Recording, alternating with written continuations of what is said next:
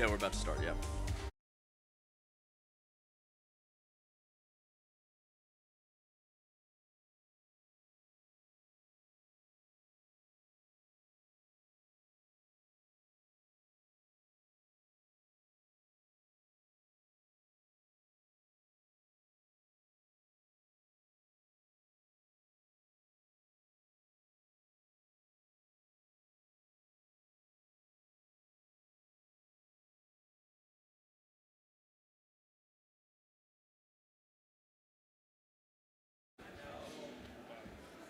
And you do say Rusky, right? Rusky. Rusky. You don't do Ruske. No Rusky. Only my coaches call me Ruski. It's weird. You got to be careful telling me that right before a panel. It's going to be Ruski. Did you have any nicknames growing up, Craig, that we need to know about before we start? No?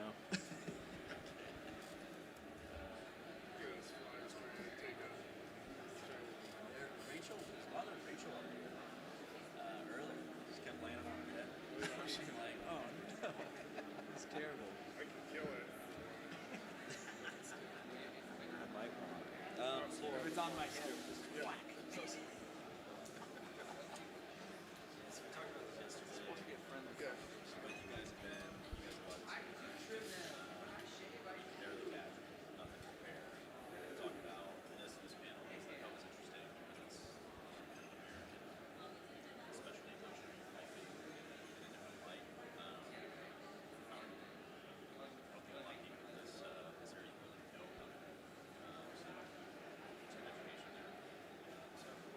Okay.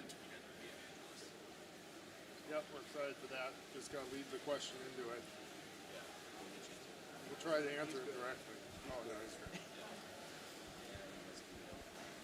Okay. Testing. We good? Laura? You live? Good? Okay. Hi, everybody. I'm David Paparelli, CEO of M-Cultivo, and welcome back to the auction stage. Or, I guess this is live on our auction website as well for the Dubai Coffee Auction by DMCC. So we are here today to auction off some wonderful lots, 24 lots from some amazing producers, best around the world. It's an eclectic mix, but coming from many, many origins around the world on a single table. Super rare experience. If you were here at the Dubai Coffee, at the World of Coffee Dubai, you should definitely stop by our booth and try those coffees, or come grab any number of the M-Cultivo team members that are running around, and we would be happy to have you try them. It's an amazing, amazing table, and you are running out of time because at 2 p.m., we will be starting off bidding wars on these lots. Right now, you will need to place a bid in this open bidding period. At 2 p.m., we will close open bidding. If you haven't placed a bid at that point and you are not in the top 3 bidders on one of these lots, you will not be participating in the bidding wars. So get your bids out and get ready for a very fun live auction experience at 2 p.m. right here on the auction stage. So today, we have some wonderful guests. Unique origin, my home country, United States of America. And we have 2 people here that have done just an incredible job taking something that may have seemed impossible at one time and turning it into a possibility in specialty coffee.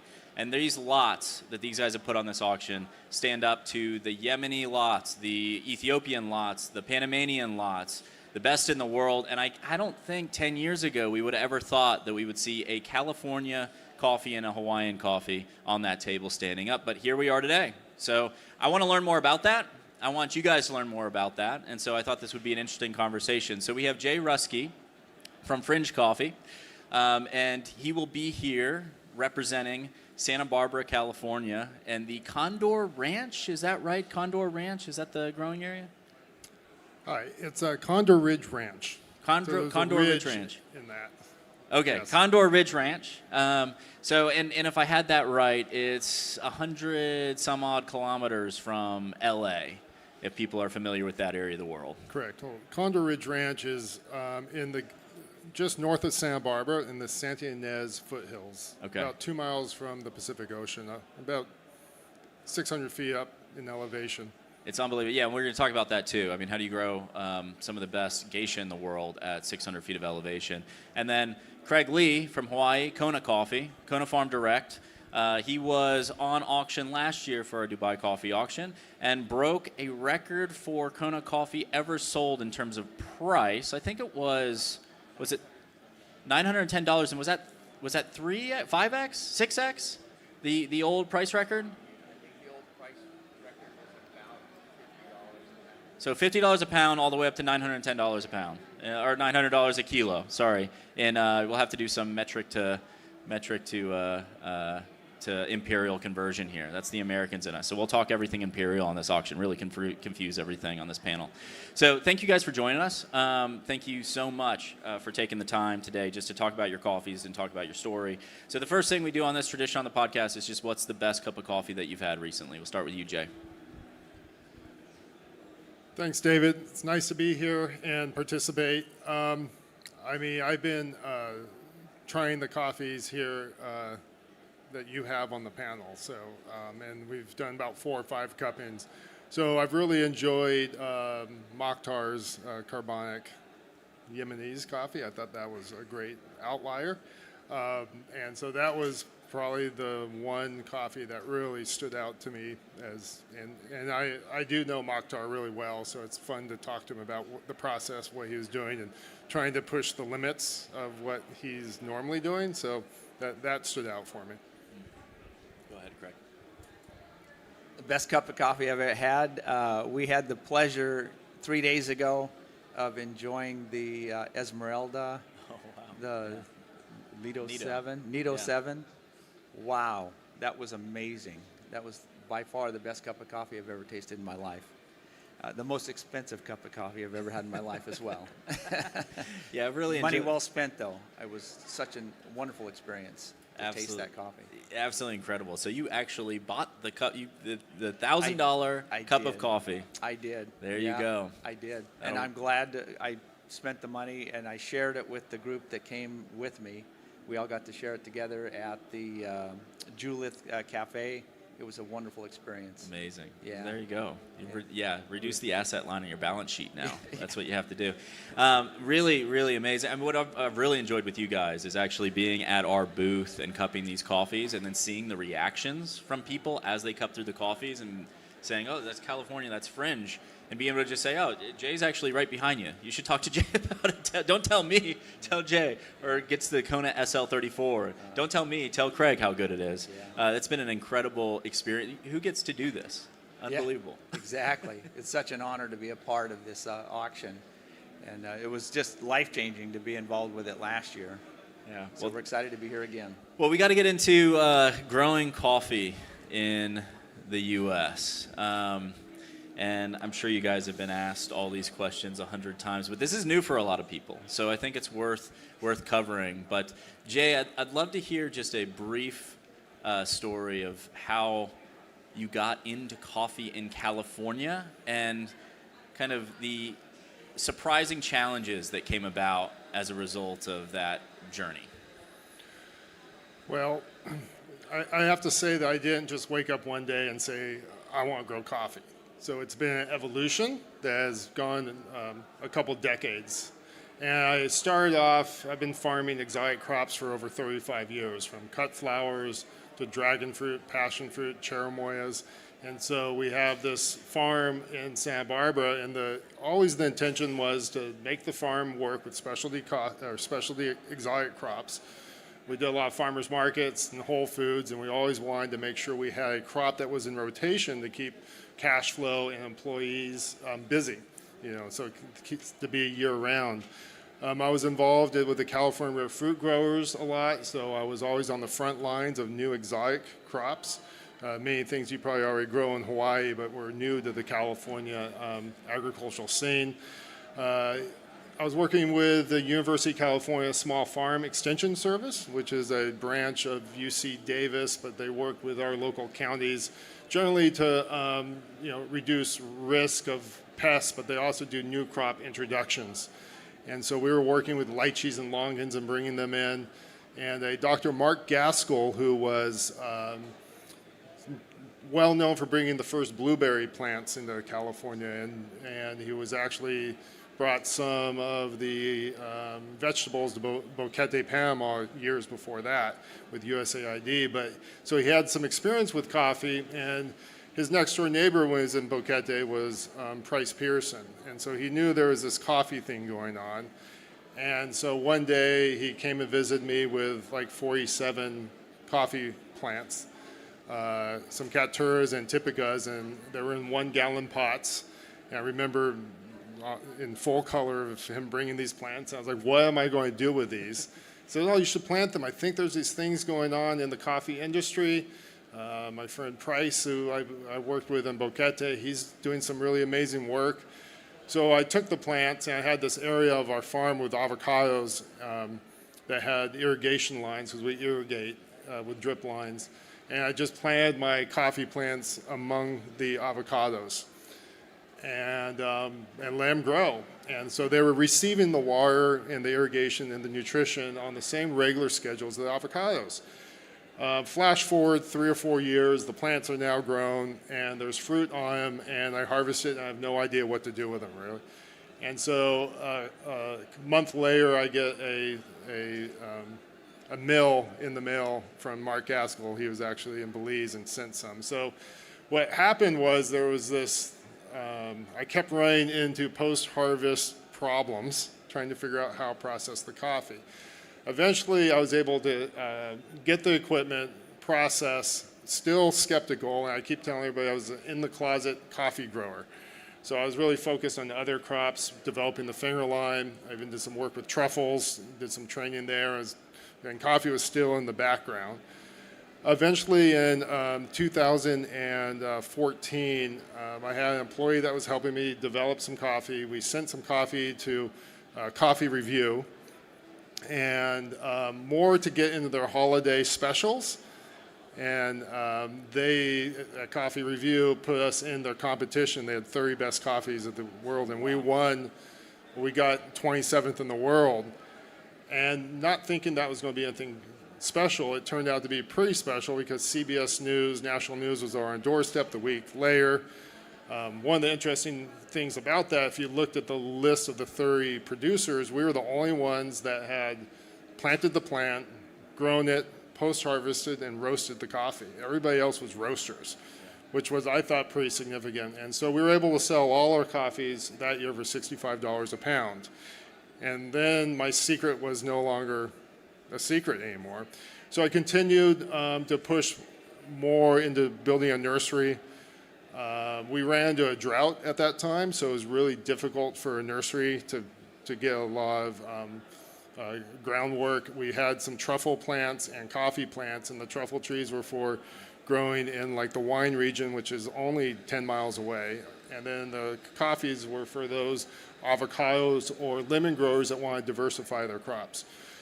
Eventually in 2017, I had worked with UC Davis to do some work on sequencing the geisha coffee. Apparently there wasn't a lot of sequence work being done, and Dr. Juan Medrano, UC Davis, and I convinced the UC Regent, or the Chancellor of UC Davis, that coffee is part of California. And so within 18 months, we sequenced the genome, and we released it, and it turned out to be rather significant in the scientific community. And we found that the farm had a significant amount of collections of plants that I have received from like El Salvador Pro Cafe and some other contributors that it might be good for a breeding program. And fortunately, we had rain in 2017 of March, and it filled our reservoirs. And I had some industry specialists, business people, both the agriculture industry and the coffee industry, come to me and say, Jay, we like what you're doing. We want you to scale up. You can't do this by yourself. We'd like to form a company called Fringe Coffee.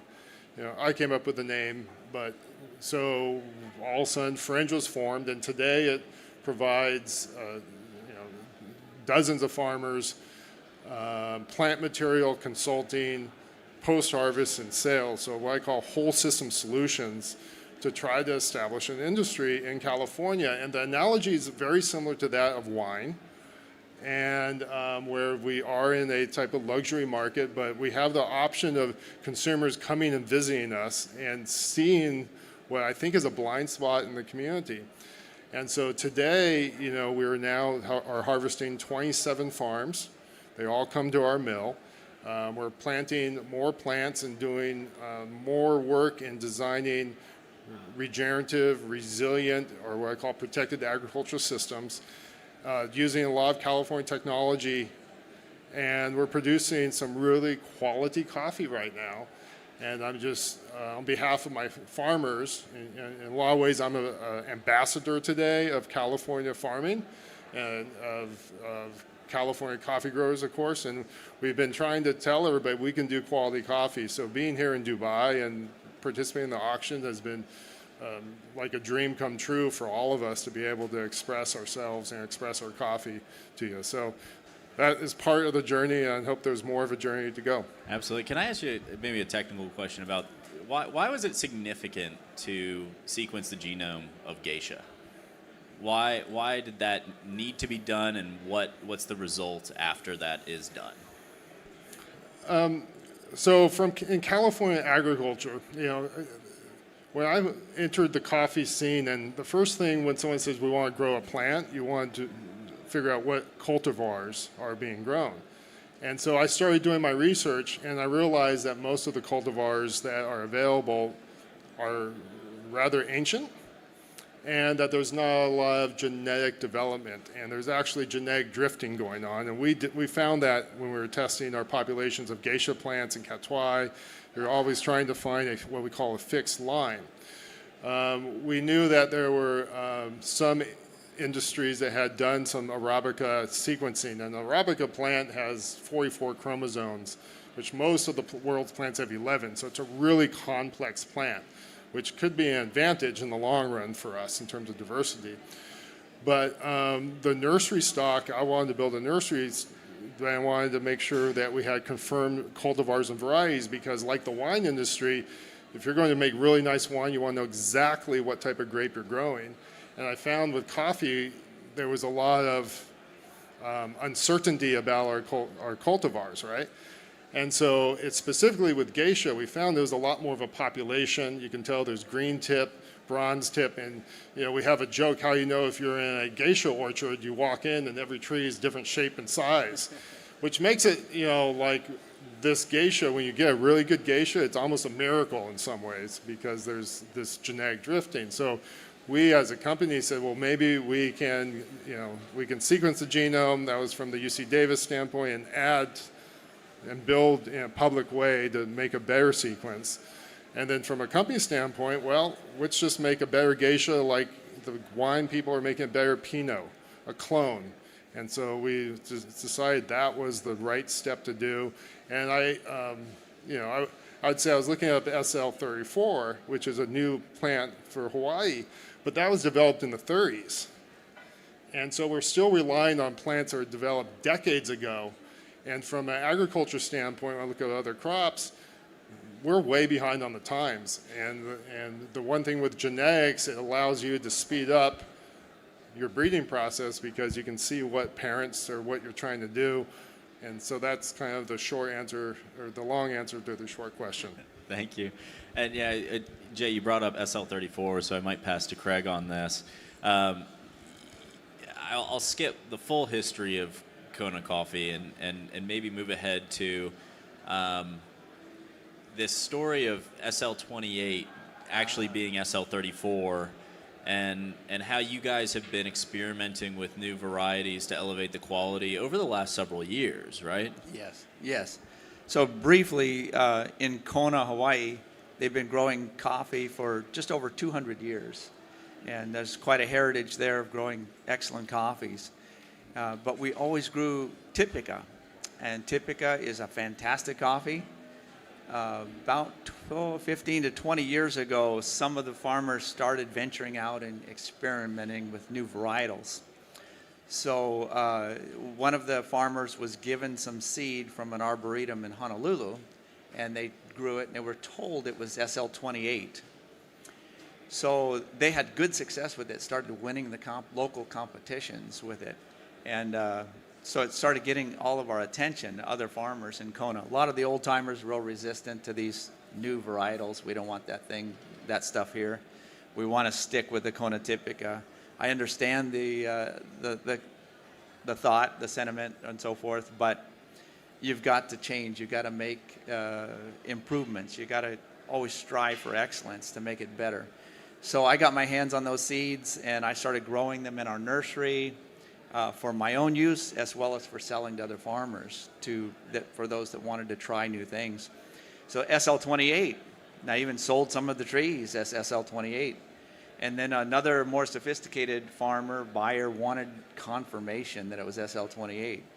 So it's like, okay, we sent some in to be genetically tested, and the results came back about a month later, and it says, this is not SL28, and I'm going, oh, shoot. What does that mean? And then this is SL34. Oh, okay.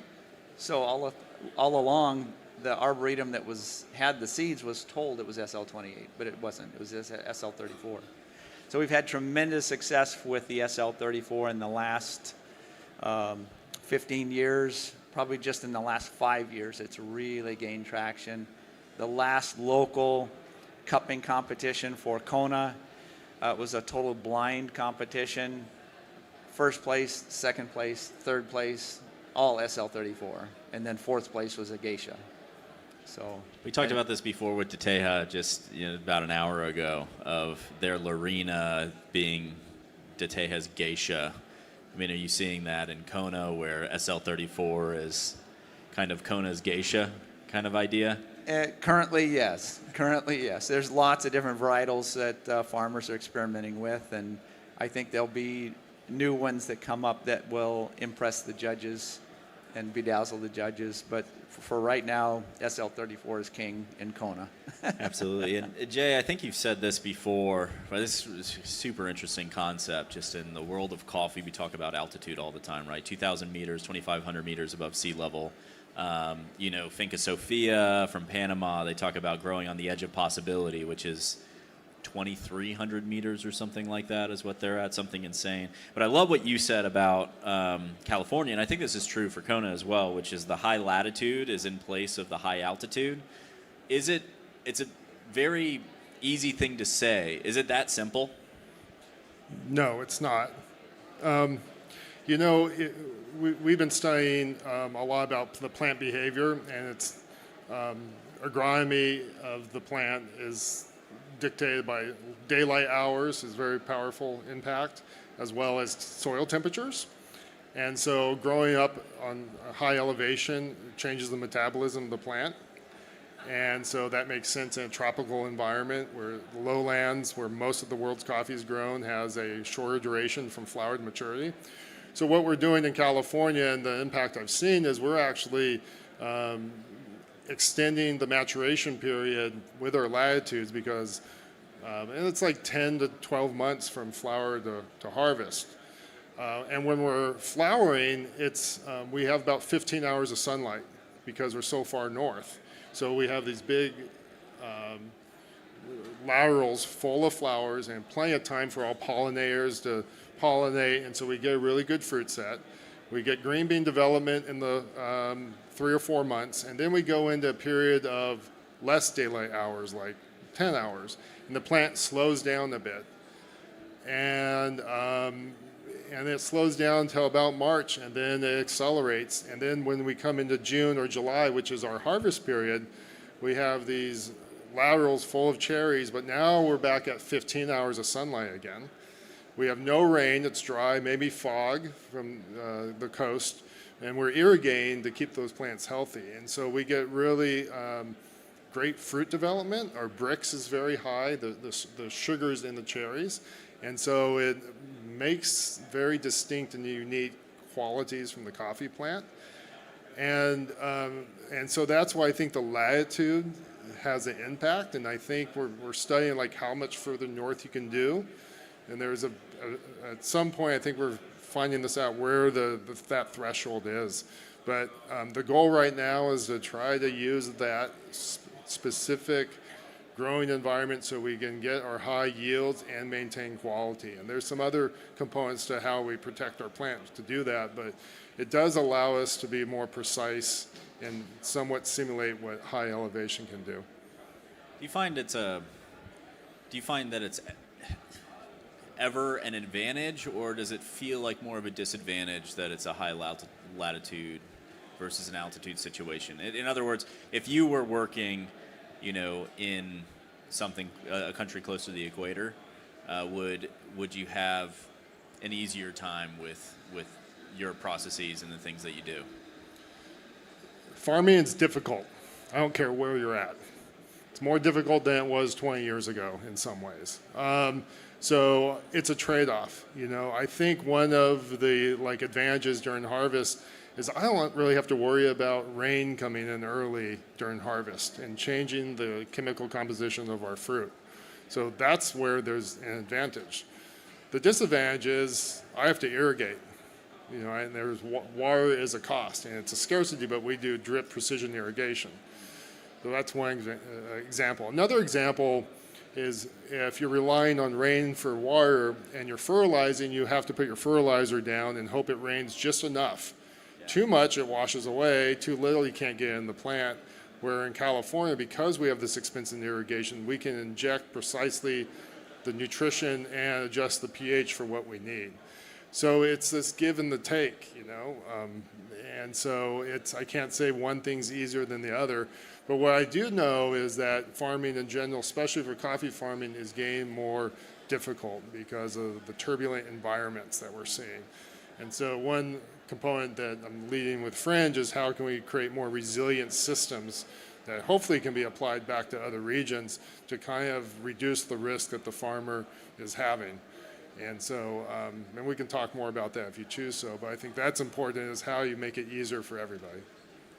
Yeah, and I do love that about your model of sort of shared, it's not just shared learnings. I mean, you see that a good bit, but shared resources as well, and sort of trying to build a entire system around producing excellent coffee, which inviting others into that system is something really powerful. So for Craig, you've had the opportunity over sort of, I don't know, certainly the last year, but I'm sure more than that, to interact with a lot of other producers around the world.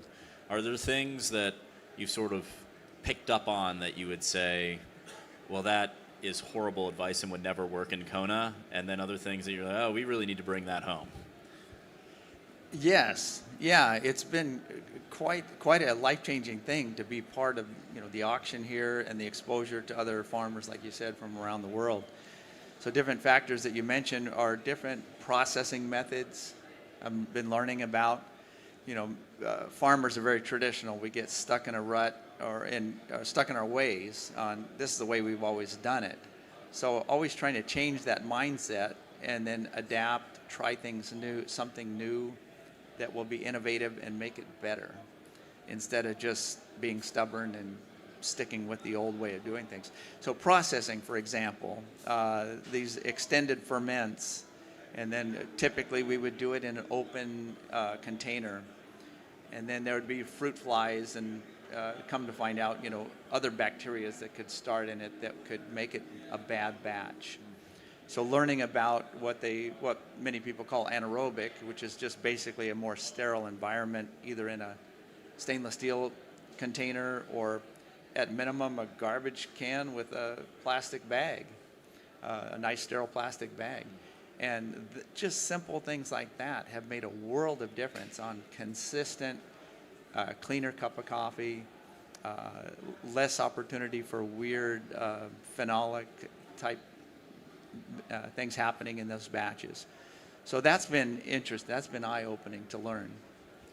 And I'm almost hesitant to include Kona and California in kind of the same conversation in some ways, but it's worth asking the question of, do you guys find that you, in your operations, your farming practices, the kind of the terroir, the ethos of coffee, the things that you're doing to be more similar to each other, California to Kona, under the same kind of U.S. banner? Or is it as different as Kona is different to California as Kona is to Guatemala?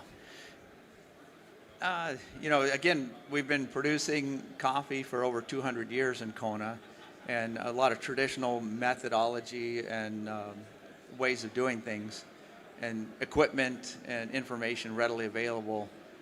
But the new innovative things that are coming up probably in the last 10 or 12 years have really become more evident in more progressive farmers that want to do better. What are your thoughts on that, Jay? Well, I don't think we in California would have attempted this without Kona and Hawaii doing it first. Because 20 years ago, we were like, well, Kona has industry around it. Kind of got expensive land. They have tourism. Tourism is really important, the food tourism. So that was the stepping stone. I think, talking to Craig and some other producers, I think you have traditions. Here at Fringe in California, we didn't really have traditions holding us back. It was more pioneering. We were looking at both growing and how we process and approach coffee using like how the wine industry does it. So we try to look at the wine equipment first. I mean, they're fermenters. One of my good friends is a winemaker, and when I was first doing coffee, I was like, hey, I'm fermenting coffee. And he's like, well, what are you fermenting with and how long? And I was like, all right, just leave it in the vat, and all of a sudden the mucilage falls off. Well, what's doing that? And so we've been diving into these really interesting aspects of the processing and farming, almost with a fresh look, with different eyes, and bringing people in both from the farming side and the post-harvest side with a different, fresh look. And sometimes that was wrong, but a lot of times it has developed into a little bit of a fresher system.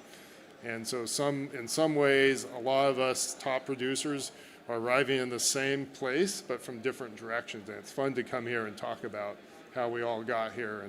And then hopefully we can leave here and apply new systems to make us better farmers.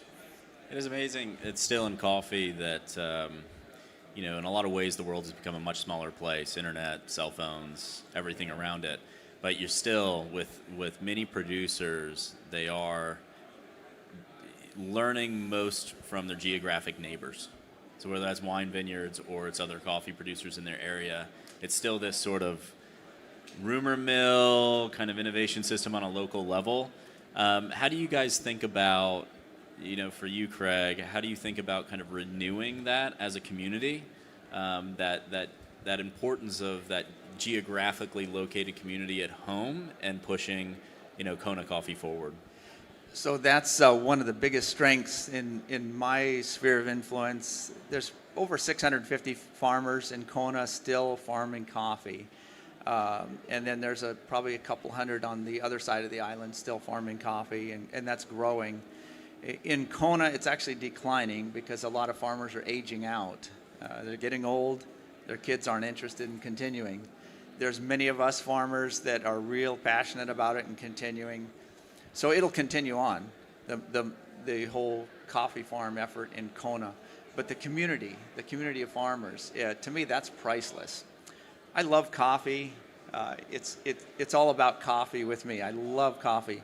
But the people, my sphere of influence, my friends, we get together probably at least once a month, sometimes twice a month for dinner at somebody's house or going out to eat. And we always talk about coffee. And we've just got a fantastic group of friends.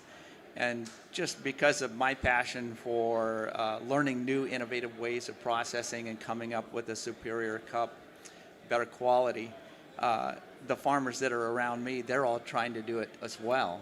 And we all compete against one another in a friendly way, but we all share information to help everybody learn. So it's a beautiful thing, the fellowship that we have, my sphere of influence in Kona. And Jay and Fringe, you're sort of, over the last decade, you've had to kind of build this community from really scratch, right? Is there a sales pitch that you give people that have kind of an avocado farm and they could grow coffee, and do you look for that, and then are you trying to build that, or is it sort of a organically grow this thing, people are coming to me, let's see how it goes?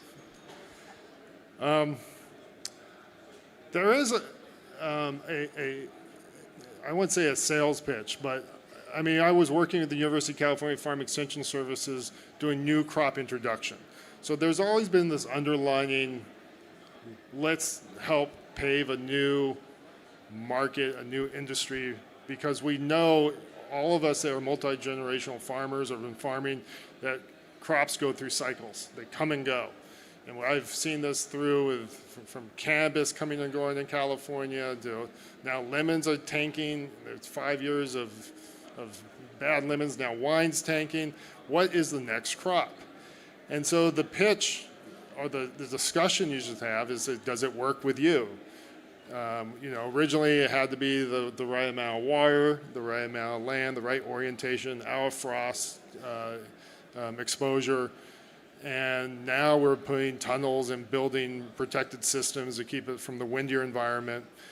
And so the conversation is kind of naturally evolving. I am pushing, that's my goal, because these plants take so long to produce. What can we do to shorten that time cycle? I look for farmers that are qualified to a certain degree, have the patience to go long term, have the ability to invest for quality. Sometimes a certain farmer's used to growing a crop and it's a commodity crop and they don't understand this is like wine. There's a system that has to be evolved. You have to pay more attention to the individual plant. And so my goal is to try to build an industry. I hope that our farms are successful, my farmers are successful, but in 5 or 8 years, there's a whole new coffee industry that's very similar to what happens when you go to Kona. You get off the plane and all of a sudden it's coffee country. And I think we're finally at that inertia in my community that everybody's beginning to realize that. And that means farmers will start coming to us a lot more. Yeah. You have to prove it, I guess, is part of it. I mean, show that it works. Nobody wanted to jump off a cliff with you and plant coffee trees 10, 15 years ago, right? There's a couple people around us that have done that. There's a couple crazy folks that did it. Some maybe sitting in the audience. So I would ask to talk about auction lots, because we do need to get that in before we close out. So Fringe Coffee on the Dubai Coffee auction has a geisha coffee that you've offered. I'd love to hear more about that, and then I'd just love to hear sort of a little bit of your take on thinking through doing your first auction, because this is the first auction that Fringe has been a part of. Is that right? Oh yes, this is our first auction. I've been wanting to do auctions in California for quite a while. We haven't had an auction ability because we don't qualify for any of the regional auctions. We know it's rather expensive to do an auction. I filed for a grant with the CDFA, California Department of Food and Agriculture, USDA, to do an auction. We got rejected. And so it's been the struggle, because I've been trying to yell out to the coffee community, we can produce really nice coffee here. So this is very meaningful for us.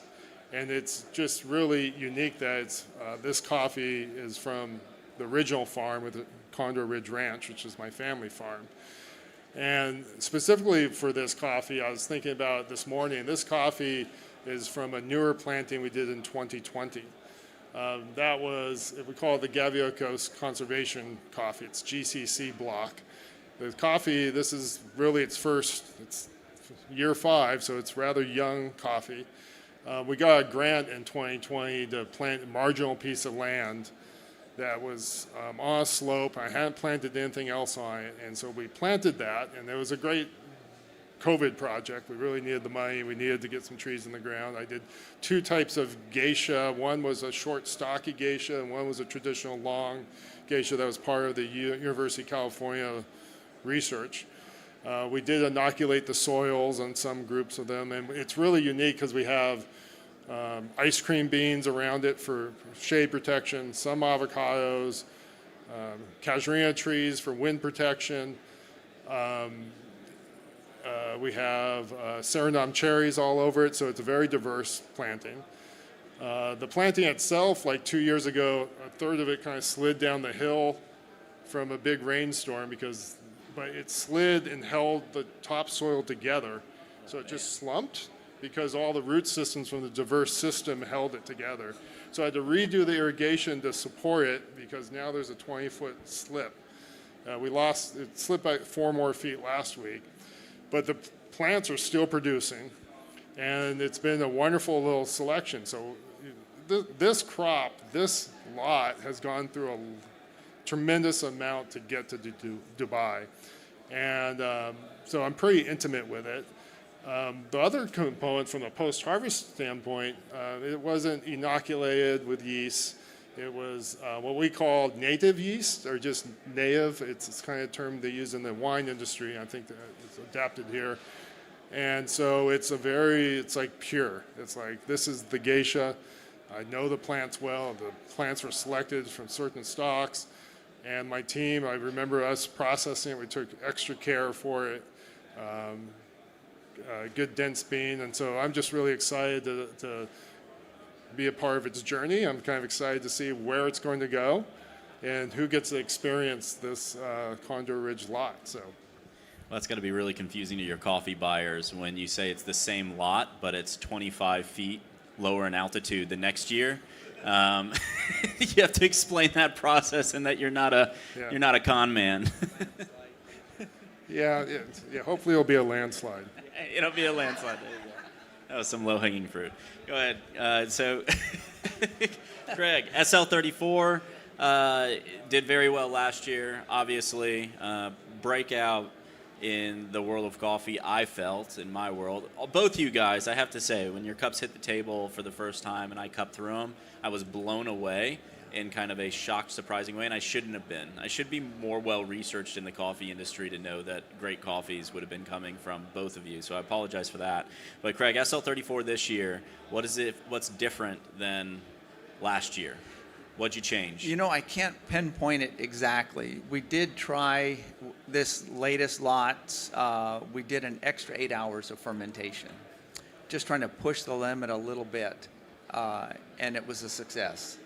We've cupped it a number of times back home, and everybody on my team and then different friends and so forth that we have over to cup coffees with us, they all said there's something about the SL34 this year that's just better. There's less of a lemony citrus and more of a kind of a tangerine type citrus. And then the tropical fruit, the berry notes, just so amazing. Yeah, and lingers on your palate for a long time. I just love the coffee. Yeah, I felt like the sweetness of the coffee, moving from kind of a lemon to tangerine to orange, increased sweetness down through as it cools. Yes. I felt last year it was a little bit more poppy, like as it cooled down, and this coffee is just more well balanced, better sweetness to come with the acidity. Fantastic, yeah. Well, that's amazing. And so for you guys, the last question I'll ask you is, what are you looking forward to in the next 5 years in the American coffee industry, Kona and California? Well, I just want this to continue and more attention brought to high-end specialty coffees. You know, our SL34, our geishas, our pontus, and then we've got other varietals that we're experimenting with in Kona. Pink Bourbon, I'm real excited about. Another one, Cedra, that I have in the nursery. I'll be planting that this spring. So I'm excited in the next 2 or 3 years to start experiencing new coffees in Kona, and the new profiles, and hopefully they'll all do well.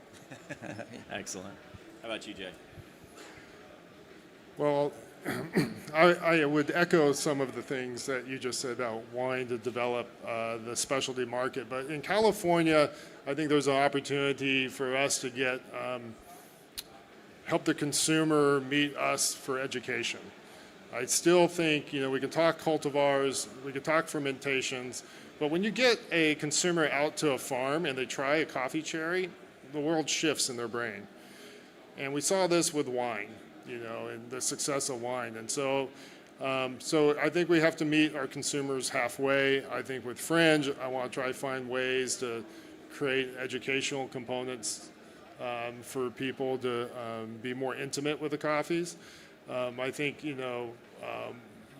I'm also believing that, expanding new origins and locations are super important. So I've been excited to see doing that. I feel strongly that we should have new origins to decentralize coffee to a certain degree, and to also, spread the risk of coffees being from different places, so that if one gets impacted through market forces or weather environments, we have other options on a food system standpoint. So it's a very exciting time, and I'm glad to be a part of this change of time, and we need work that like you're doing to help us along. So it's a team effort for sure. Yeah, definitely. Well, yeah, Fringe is in an excellent position for anybody who else wants to start a new coffee growing origin. I don't know many people out there who can talk through that and shoot straight on what that process will be like. So you guys, I'm sure, will be a part of that conversation moving forward as new origins come about, and Greg, as new varieties come out. I mean, I think you're in an amazing spot there as that goes through. Well, thank you guys both so much. Thank you for the conversation today. Round of applause for both these guys. Decades of work. Very short panel, decades of work. So the Dubai Coffee Auction by DMCC will have a lot from Kona Farm Direct and Fringe Coffee. It's on offer now. Open bidding period is right now, as I said. It will close at 2 p.m. and go into bidding wars. So get a bid in, register, bid. And if you haven't cupped these coffees yet, you have about 40 minutes to do so. You can go over to our booth right by the Roaster Village. It's at the end of the hall here. And it is worthwhile to try these coffees before the live auction kicks off. And we will see you in 40 minutes. Thank you guys so much.